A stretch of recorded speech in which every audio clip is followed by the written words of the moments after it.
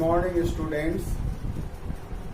Class 8 के सभी students का मैं मुनीलाल सर अपने YouTube चैनल पर स्वागत करता हूँ। माय डियर स्टूडेंट्स, आज हम लोग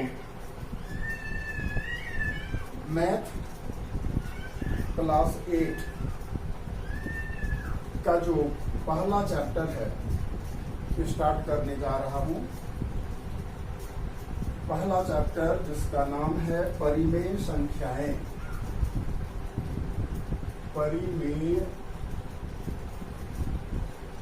संख्याएं।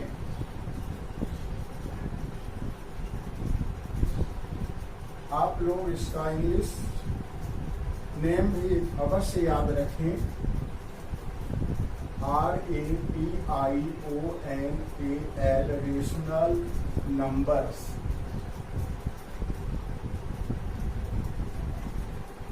स्टूडेंट, सबसे पहले हमें यह जानना है कि परिमेय संख्याएं क्या होती हैं। तो एक बार हम लोग रिकॉल कर लेते हैं पूर्व में जितनी भी संख्याओं को हम लोगों ने अभी तक पढ़ा है। हम लोगों ने प्रीवियस क्लासेस में पढ़ा है, जैसे भाज्य संख्या। तो डियर स्टूडेंट्स, ये भाज्य संख्या क्या है पहले इसको समझ लेते हैं।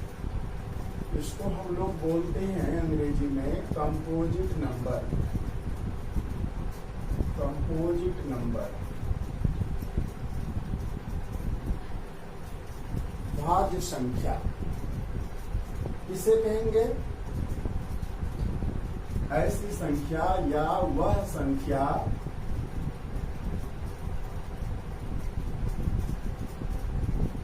जिसके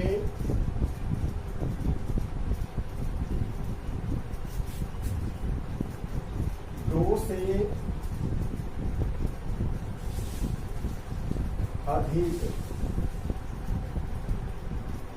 अपवर्तक होते हैं।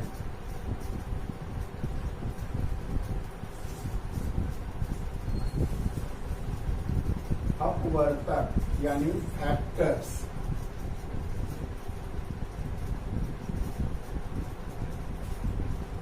होते हैं।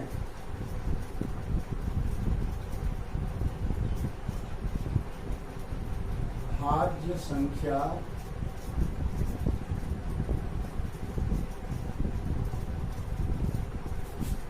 कहलाती है।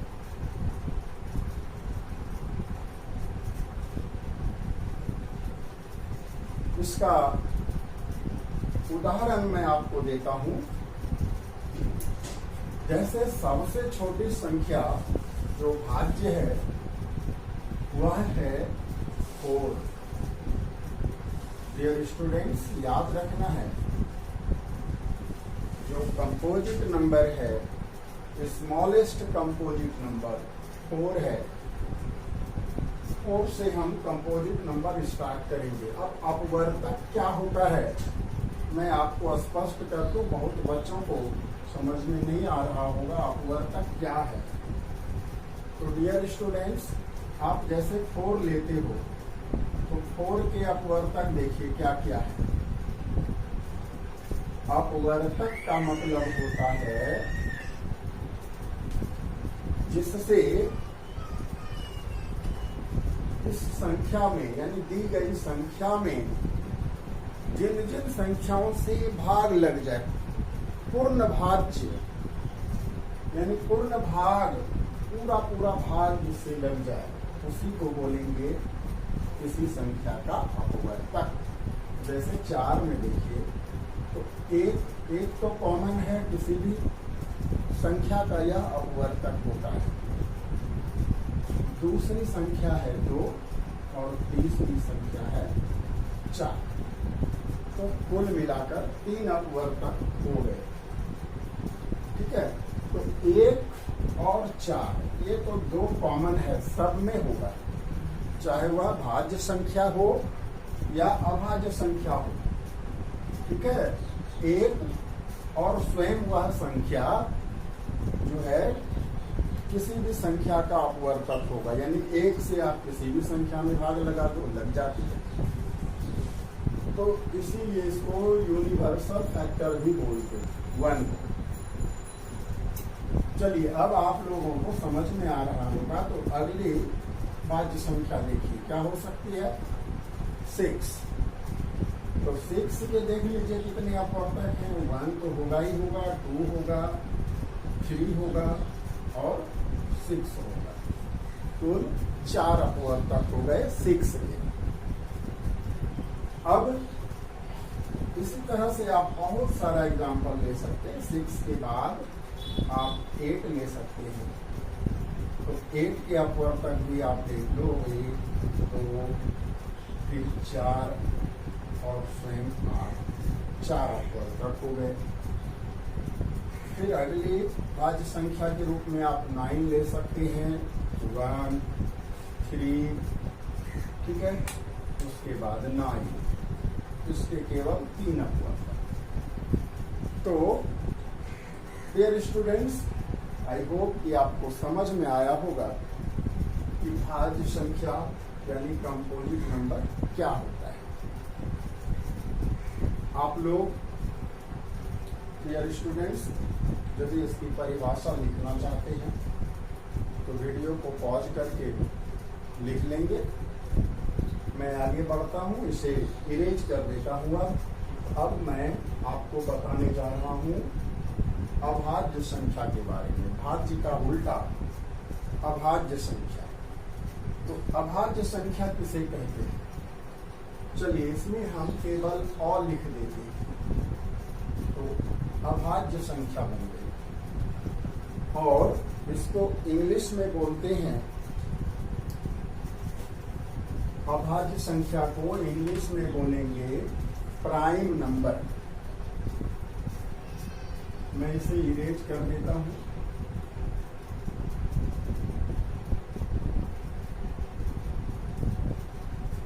चलिए इसको लिख देता हूं यहां पर मैं प्राइम नंबर। प्राइम नंबर में क्या होगा? वह संख्या जिसके केवल 2 अपवर्तक होते हैं।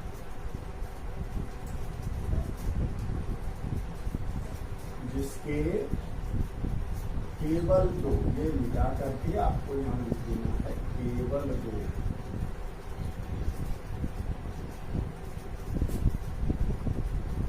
केवल 2, ओनली 2, जिसके केवल 2 अपवर्तक होते हैं, यानी 2 फैक्टर्स ओनली। भाज्य संख्या में मोर देन 2 कंपल्सरी है और अभाज्य संख्या में ओनली 2। 2 से ज्यादा भी नहीं होना चाहिए और कम भी नहीं होना चाहिए। केवल 2 का ये मतलब हुआ डियर स्टूडेंट्स। तो आइए अब कुछ एग्जाम्पल्स देख लेते हैं अभाज्य संख्या में, ठीक है। मैं इसे बता रहा हूं। अब सबसे छोटी जो अभाज्य संख्या है माय डियर स्टूडेंट्स, वह क्या है? 2। याद रखना, सबसे छोटी अभाज्य संख्या 2 है। तो 2 के कितने अपवर्तक होंगे? डेफिनेशन के अनुसार तो केवल 2 अपवर्तक होते हैं कंपोजिट नंबर के। तो आइए इसको हम लोग चेक करते हैं। 2, आप सोचो 2 में आप भाग लगाने के लिए किन किन संख्याओं को चुन सकते हैं? एक तो 1 है, यानी आपके घर में 2 भाई है और 2 टॉफी जमी है, तो दोनों भाई एक एक करके बांट सकते हो, ठीक है। और दूसरा इसका फैक्टर होगा स्वयं यह संख्या यानी 2। अब आप इससे ज्यादा फैक्टर इसका नहीं गिना सकते। तो इस तरह से 2 के केवल 2 फैक्टर हैं। आप सोच रहे होंगे सर 1 कहाँ चला गया?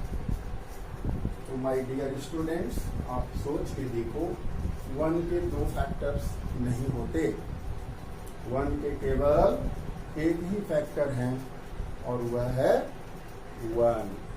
इसलिए 1 is neither prime nor composite. तो 1 क्या है? 1 एक नेचुरल नंबर हो सकता है या 1 एक होल नंबर हो सकता है, लेकिन प्राइम और कंपोजिट नंबर दोनों की कैटेगरी से उन्हें बाहर रखेंगे।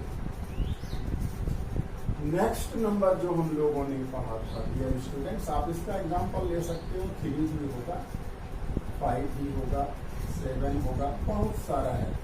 तो 3 के आप देख लो, खुद 1 और सेम वही नंबर आएगा, इसमें सोचना नहीं है। 1 5 7 का 1 7, इससे ज्यादा अपवर्तक इसका है ही नहीं। तो ये अभाज्य संख्या की परिभाषा हो गई। चलिए उसके बाद डियर स्टूडेंट्स, आप लोगों ने पढ़ा होगा सम संख्या, विषम संख्या। वह बहुत आसान है, ठीक है। सम और विषम संख्या बहुत आसान है। 2 से यदि भाग लग जाए तो उसे सम बोलेंगे, ठीक है, और 2 से यदि भाग ना लगे तो उसे विषम बोलेंगे। तो सम विषम की परिभाषा मैं यहाँ नहीं लिखता हूँ, ठीक है, आप लोग इसको समझ गए होंगे। जैसे एक बार मैं बोल देता हूँ, सम संख्या जिसमें 2 से पूरा पूरा भाग लगे, और विषम संख्या जिसमें 2 से पूरा पूरा भाग न लगे। जैसे 3 5 7, 1 को भी आप विषम संख्या मान सकते हो, ठीक है। और सम संख्या 2 से स्टार्ट होगी, 2 4 6 2 2 प्लस करते चलिए, जितना आप ले सकते हैं सब की सब सम संख्या कहलाएगी। तो ये तो संख्याओं का वर्गीकरण था डियर स्टूडेंट्स। उसके बाद अब हम लोग पहुंच रहे हैं आज के टॉपिक पर, परिमेय संख्याएं। अब मैं इसे इरेज करता हूं, आप लोग वीडियो को पॉज करके आराम आराम से इसका डेफिनेशन और एग्जाम्पल नोट कर लीजिए। मैं इसे इरेज करता हूं।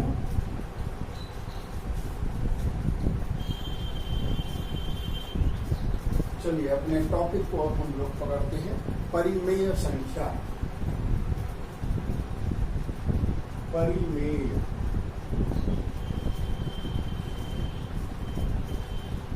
संख्या,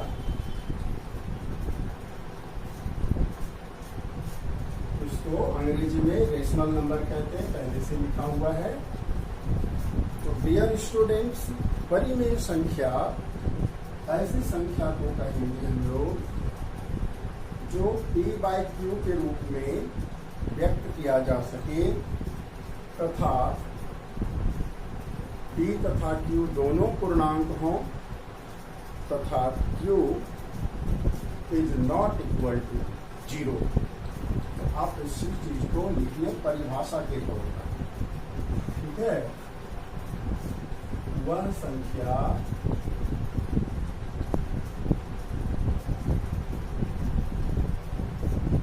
जिसे हम p/q के रूप में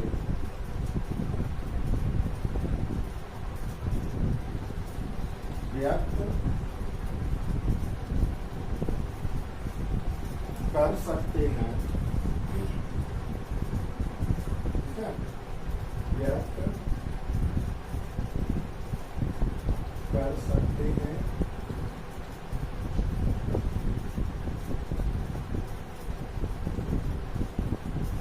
जहां p तथा q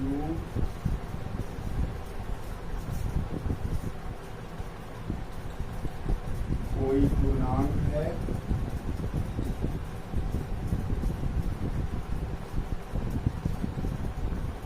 तथा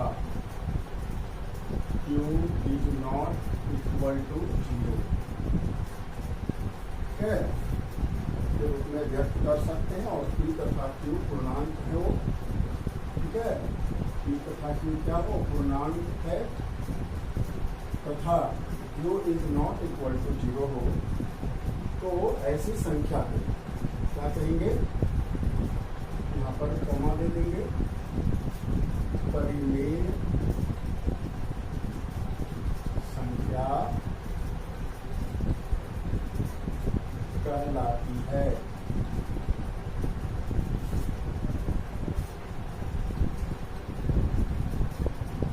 आप लोग इसका बहुत सारा एग्जाम्पल दे सकते हैं, क्योंकि किसी भी पूर्णांक को, किसी भी पूर्ण संख्या को आप p/q के रूप में लिख सकते हो। कोई भी नंबर आप बोलोगे, ठीक है, जो p और q जहां पूर्णांक होना चाहिए, यह ध्यान देना है। तो ध्यान से देखो,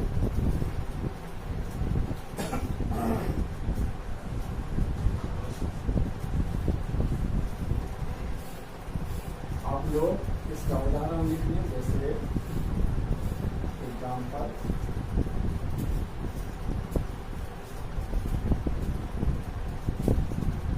आप लिखो 1/2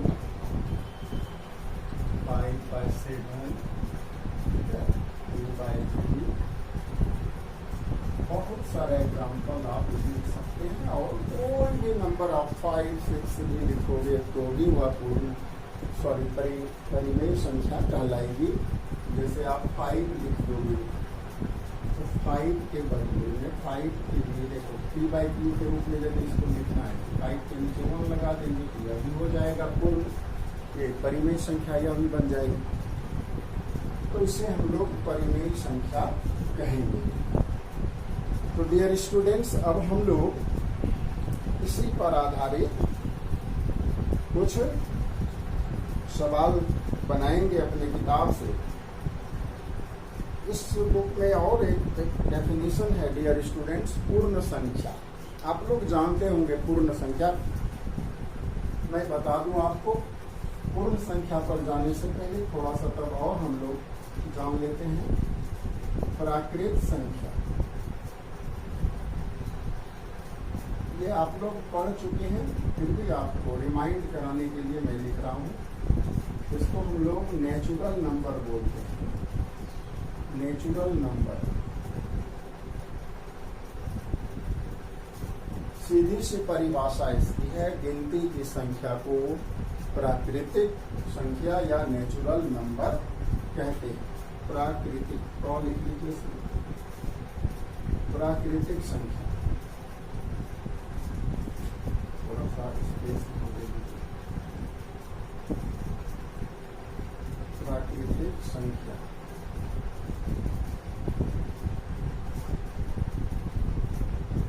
एग्जाम्पल तो आप लोग जानते हैं, 1 से शुरू कीजिए, जहां तक आप जा सकते हैं, 1 2 3 डॉट डॉट डॉट अनंत तक जा सकते हैं। और पूर्ण संख्या तो प्राकृत संख्या तथा पूर्ण संख्या के समूह को, यानी प्राकृत संख्या के परिवार में जब शून्य को भी शामिल कर लें तो ऐसी संख्याओं के समूह को हम लोग पूर्ण संख्याएं कहेंगे, या उसको हम लोग होल नंबर भी कहते हैं। ठीक है, पूर्ण संख्या, पूर्ण संख्याएं आप लिखें, क्योंकि ये एक से अनेक, एक से ज्यादा होती हैं। ठीक है, चलो इसकी परिभाषा आप लिख लीजिए चाहते हैं तो। सभी प्राकृतिक संख्या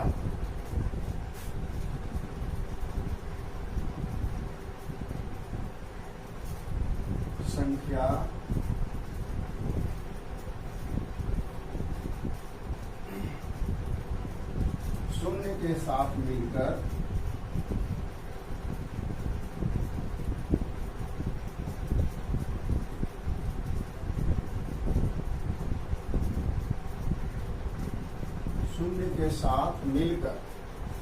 ठीक है, सभी प्राकृतिक संख्या शून्य के साथ मिलकर पूर्ण संख्याओं का निर्माण करती है।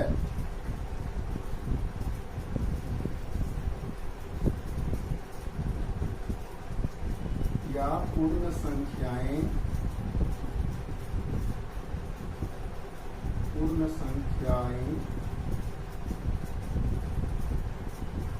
कहलाती हैं।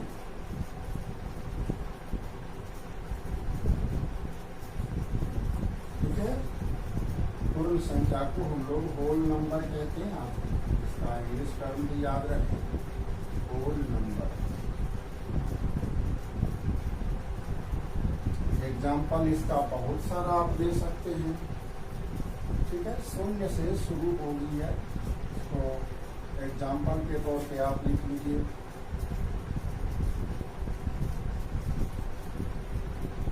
शून्य, 1, 2, 3 डॉट डॉट डॉट, जहां तक आप लिख सकते हैं। ठीक है, शून्य से शुरू होकर आप जहां तक लिख सकते हैं, यानी उसमें शून्य जब शामिल हो जाए तो हम उसे पूर्ण संख्या कहते हैं। डियर स्टूडेंट्स, एक और डेफिनेशन आपकी इस किताब में है, पूर्णांक। ठीक है, तो पूर्णांकों की भी परिभाषा मैं आपको लिख देता हूँ। बहुत सिंपल है कि सभी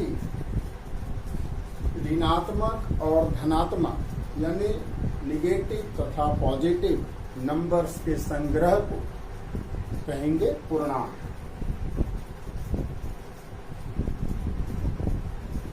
तो डियर स्टूडेंट्स, आप लोग इसे वीडियो पॉज करके लिख लेंगे। मैं इसको इरेज करता हूँ।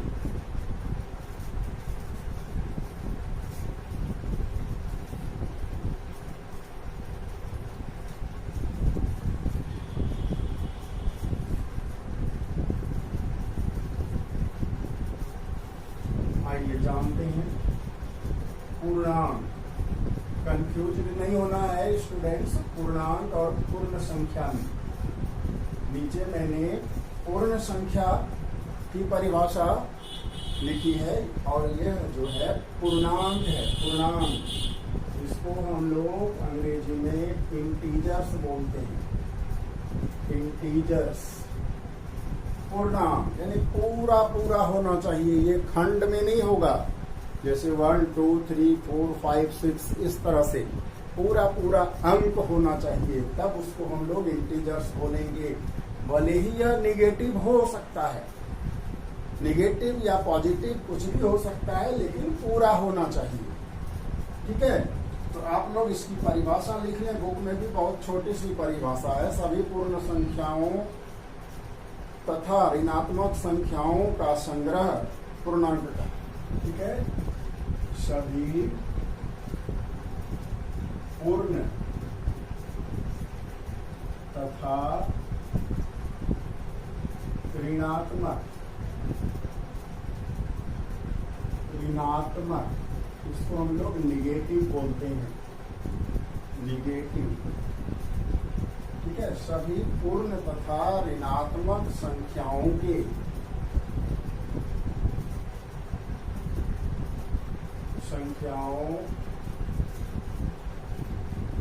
संग्रह।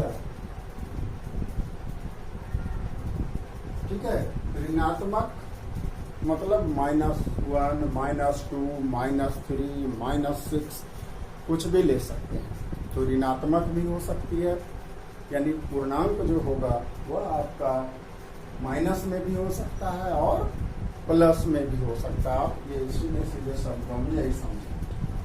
ठीक है, पूर्णांक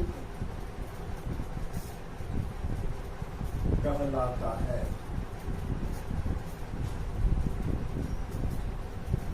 एग्जाम्पल आप लोग इसका बहुत आसानी से दे सकते हैं। क्या क्या दे सकते हैं? चलिए, -1, -2, 3, 4, 5, 6 कुछ भी आप लिख सकते। पूर्णांक, उसका नाम यह है, पूर्ण होना चाहिए, खंड नहीं होना चाहिए, टुकड़ा नहीं होना चाहिए। यानी 1/2, 3/4, ठीक है, 4/6, 5/7 इस तरह से यदि लिखा हुआ है तब उसे पूर्णांक नहीं बोलेंगे। तो डियर स्टूडेंट्स, ये तो कुछ परिभाषाएं थी संख्याओं से संबंधित। अब जो सवाल आपको बनाना है, हम लोग सीधे अब चलते हैं सवाल पर। देखिए, इसका जो पहला एक्सरसाइज है, हम लोग वहां अब जाते हैं सीधा प्रश्नावली 1.1 में हम लोग जा रहे हैं। स्टूडेंट्स, अब हम लोग एक्सरसाइज 1.1 को देखेंगे। आप लोग कृपया वीडियो को पॉज करके सारी डेफिनेशंस को नोट डाउन कर लेंगे और उसे याद भी रखेंगे, ताकि आप एग्जाम में अच्छी तरह से परफॉर्म कर सकें। हर नंबर की परिभाषा आपको याद होनी चाहिए, तभी आप कंफ्यूज नहीं होंगे। नहीं तो फिर एग्जाम में बड़ा कंफ्यूजन होता है। पूर्ण संख्या है कि पूर्णांक है, नेचुरल नंबर है कि होल नंबर है। तो चलिए अब हम लोग शुरू करते हैं प्रश्नावली 1.1। प्रश्नावली 1.1। देखिए इसमें क्या लिखा हुआ है। -4/5 को एक ऐसे परिमेय संख्या के रूप में व्यक्त कीजिए जिसका हर निम्नलिखित हो। तो ध्यान देना है स्टूडेंट्स। पहला सवाल मैं ले रहा हूं आपकी किताब का। ये देखिए, -4/5 दिया हुआ है। सवाल आप बुक से देख लेंगे। -4/5 को क्या करना है, ऐसे समहर यानी इस तरह का समतुल्य भिन्न बनाना है जिसका हर निम्नलिखित हो। नीचे दो हर दिए हुए हैं, 30 और -45। तो सबसे पहले देखिए, हर किसे कहते हैं स्टूडेंट्स? ये जो ऊपर वाला नंबर है इसको बोलते हैं अंश। ध्यान देना है, इसको अंग्रेजी में बोलेंगे न्यूमरेटर।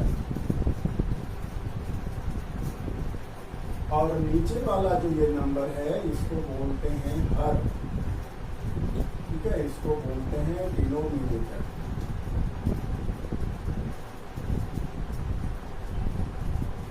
तो डियर स्टूडेंट्स, यहाँ पर आपके सवाल में हर को चेंज करना है। अभी जो हर है हमारे सवाल में देख रहे हो 5 है। अब 5 को बदल करके 30 करना है। तो जाहिर सी बात है, इसके लिए आपको क्या करना पड़ेगा, समतुल्य भिन्न बनाना है। देखो यहाँ पर आप लिख लेंगे एक बार फिर से, -4/5 इक्वल टू -4/5। अब देखो 5 को 30 बनाने के लिए 5 को 30 बनाना है, तो हम लोग क्या करेंगे, उसको 6 से गुना करेंगे तो ये 30 हो जाएगा। तो ये फ्रैक्शन है, यदि ऊपर हमने 6 से गुना किया या नीचे किया तो ऊपर ही करना होगा। जो काम करना है, जिस भी नंबर को जोड़ेंगे, घटाएंगे, गुना करेंगे, वह दोनों में करेंगे, यानी हर और अंश दोनों में। तो -4 को हम 6 से गुना कर लेंगे। तो अब इसको आप लिख लीजिए, माइनस प्लस -6 4 जा 24 और 5 6 जा 30। ये पहला आंसर आपका तैयार हो गया। ठीक है, आप देख लीजिए, इसका हर 30 हो चुका है। चलिए उसके बाद अब दूसरा सवाल। ये तो सवाल नंबर 1 का ए था। अब 1 का बी। 1 का बी आपको बोल रहा है, क्या बोल रहा है 1 का बी? ये तो ए हुआ। अब बी कहता है -45 होना चाहिए हर, -45। तो आप एक बार फिर लिखेंगे यहाँ पर, ये बी नंबर है, बी लिख दीजिए, -4/5 इक्वल टू -4/5। ठीक है, अब देखो हमको पहले सोचना है कि 5 के टेबल में 45 कितनी बार में आता है। तो 5 9 जा 5 नमा 45, तो 9 से गुना करेंगे। और माइनस बोल रहा है तो माइनस लगा देंगे यहाँ पर। चलिए यहाँ माइनस लगा देंगे, तो माइनस प्लस का जब गुणनफल होगा तो माइनस में आएगा। तो यहाँ -9 लिख के गुना किया, तो यहाँ भी -9 लिखना है और गुना करना है। तो देखिए ऊपर में 2 माइनस हो गए, माइनस माइनस, जब 2 माइनस का आपस में गुना होगा तो साइन बदल जाएगा, यानी प्लस हो जाएगा। माइनस माइनस प्लस 36, और नीचे रह गया प्लस माइनस माइनस 45। ये आपका आंसर तैयार हो गया। आपका हर -45 आ चुका। इसी तरह से डियर स्टूडेंट्स 2 नंबर है, ठीक है, आपके लिए भिन्न है। यहाँ पर -36/60 को एक परिमेय संख्या के रूप में व्यक्त कीजिए जिसका हर 5 हो। यानी अब हर को 5 बनाना है। थोड़ा सा इसे भी समझ लेना होगा आपको। अभी तो दिया गया जो हर है इससे बड़ा हर हमको बनाना था, तो गुना करके बना लिया। अब दिया गया हर बड़ा है और आपको बनाना है छोटा, क्योंकि 60 दिया हुआ है और कह रहा है 5 बना दीजिए। तो उल्टा काम करेंगे आप लोगों। अब देखो, आप लोगों को गुना का जो उल्टा होता है भाग, तो भाग की क्रिया हम लोग करेंगे। चलिए देखते हैं कैसे होता है।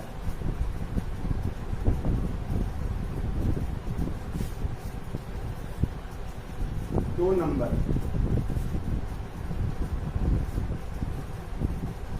-36/60। यहाँ पर पहला सवाल है, शायद एक ही सवाल है इसमें, ठीक है। इसके हर को, हर कितना होना चाहिए, हर 5 होना चाहिए, ठीक है, हर होना चाहिए 5। तो देखिए अभी यहाँ पर 60 है हर आपका, तो आप कैसे करोगे, -36 लिखना और यहाँ पर 60 लिख लेना, इक्वल देना। अब -36/60, अब सोचना है 5 और 60 छोटा लाना है। तो 5 से पहले भाग लगा करके रफ में हम देख लेंगे कि कितनी बार में 5 से भाग करें, इस संख्या से भाग करें, क्योंकि गुना से तो बड़ा हो जाता है नंबर, ठीक है। पहले हमारा नंबर देखो यहाँ छोटा था तो गुना करके बड़ा कर लिया। अब जो है पहले से अब 60 दे रखा है, हमको 5 लाना है, तो क्या करना है, भाग लगाना होगा। 60 को इस संख्या से भाग लगा दें कि नीचे 5 हो जाए। देखिए 5 और 60 का भाग लगाओगे तो 5 का 5, 1 0 बच गया, तो 5 दूनी 10, तो 12 आया, ठीक है। तो आप 12 से भाग लगाएंगे दोनों को। जिस तरह यहाँ ऊपर नीचे गुना करते थे हम लोग, उसी तरह यहाँ पर ऊपर नीचे भाग की क्रिया करेंगे, सेम नंबर लिख करके। तो आप 12 से भाग लगा सकते हो 36 का, ठीक है। 12 से 36 में भाग, या 12 का टेबल आपने पढ़ा है तो 12 तिया 36 आपको याद होगा। तो ये आपका नीचे हो गया 3, ठीक है, माइनस में, क्योंकि यहाँ माइनस दे रखा है। और फिर 12 के टेबल में पढ़िएगा तो 5 बार में 7 मिलेगा, यहाँ आ जाएगा 5। तो इस तरह से आप देखिए आपका हर 5 हो चुका है। तो इस तरह से हम प्रश्नावली 1 के सवाल को बना सकते हैं। नंबर 1 2 मैंने आज कंप्लीट कर दिया है। आप इसी तरह से प्रयास करके हो सकता है तो 3 4 5 6 जितना हो सके आप बनाएंगे, ठीक है। नेक्स्ट वीडियो में आपको मैं इससे आगे का जो सवाल है उसे सरल करके दिखाऊंगा। आज इतना ही। आप हमारे वीडियो को, हमारे चैनल को सब्सक्राइब कर लें और बेल आइकन अवश्य प्रेस कर लें, ताकि जब कभी भी मैं नया वीडियो अपलोड करूं तो आपको नोटिफिकेशन मिल जाए। साथ ही साथ डियर स्टूडेंट्स, आप इस वीडियो को लाइक करें और ज़्यादा से ज़्यादा अपने दोस्तों को शेयर करें और कमेंट करें यदि कोई समस्या हो। तो आज इतना ही। Thank you. जय हिंद।